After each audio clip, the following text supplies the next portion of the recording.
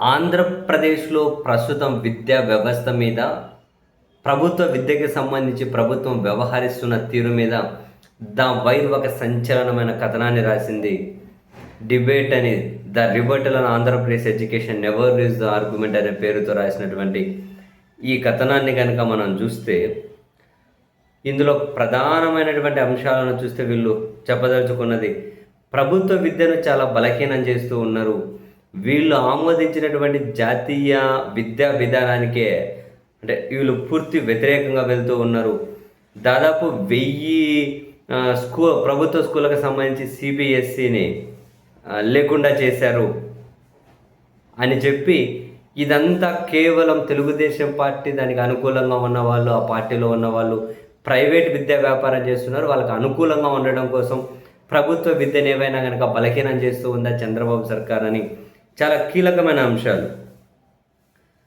అసలు సిబిఎస్ఈ అఫిలియేషన్ని పూర్తిగా బలహీనం చేసేస్తున్నారని, అంతేకాదు దాదాపు 1000 స్కూళ్ళకు పైగా ప్రభుత్వ స్కూళ్ళకు అంటే ఓవరాల్గా 1000 స్కూళ్ళకు సిబిఎస్ఈ అఫిలియేషన్ తీసేసి ప్రభుత్వ పాఠశాలల నుంచి అసలు విజయవాడలో ఉన్న రీజనల్ సిబిఎస్ఈ ఆఫీస్ను కూడా కోల్పోవడానికి సర్కార్ కారణమైందని, ప్రభుత్వం ప్రతిసారి మాట్లాడే దాంట్లో డాష్బోర్డుల గురించి, టీచర్ ట్రైనింగ్ గురించి, వెల్ఫేర్ స్కీముల గురించి, ఏఐ గురించి మాట్లాడుతున్నారు. కానీ సిబిఎస్ఈ డీఅఫిలియేషన్ మరియు పబ్లిక్ ఎడ్యుకేషన్ ఏ విధంగా కొలాప్స్ అవుతుంది అన్న దాని మీద వీళ్ళు మాట్లాడడం లేదు అని చెప్పి ఆ కథనంలో రాసుకుంటూ వచ్చారు. నేషనల్ ఎడ్యుకేషన్ పాలసీ ఏదైతే ఉందో దానికి పూర్తి వ్యతిరేకంగా ఆంధ్రప్రదేశ్ ప్రభుత్వం వ్యవహరిస్తూ ఉంది అని చెప్పి, అండ్ ఈ పాయింట్ చూడండి క్లియర్గా, it also helps to ask who benefits from a policy environment that steadily hollows out public schooling while private education expands. అంటే ప్రైవేట్ అంటే పబ్లిక్ ప్రభుత్వ విద్య బలహీనమైపోయి ప్రైవేట్ ఎడ్యుకేషన్ ఎక్స్పాండ్స్ అయితే ఎవరు బెనిఫిషియర్, ఎవరు ప్రయోజనం పొందుతారు అనే చర్చ చాలా important. Several of the biggest names in Andhra Pradesh private education sector sit inside the TDP's own top ranks. అంటే తెలుగుదేశం పార్టీలో టాప్ పొజిషన్లో ఉన్నదంతా విద్యా వ్యాపారస్తులే.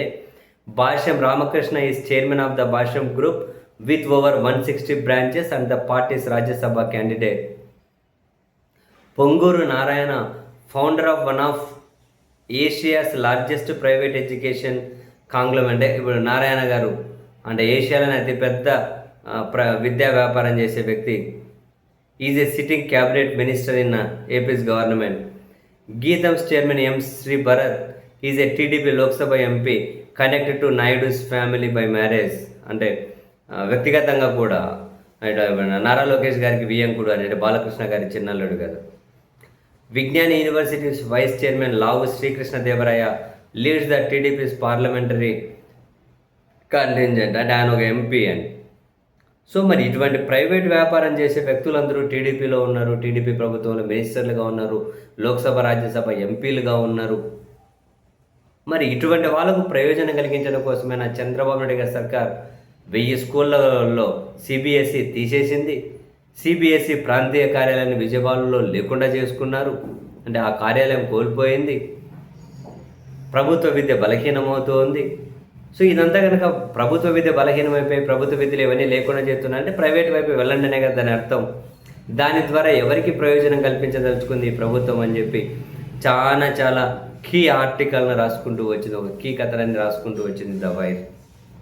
జనాలకి ఇవన్నీ ఏమో అవసరం, భవిష్యత్తు నాశనం అయిపోతాయన్న అభ్యా మనకు అవంతా చర్చ ఎక్కర్లే. కులం అంట, మతం అంట, దేవుడంట, ఈడంట, ఆడంట, ఏంది ఇలా తలకాయలు చర్చ జరిపేది. ఇవి కదా అసలు కీలకమైన అంశాలు.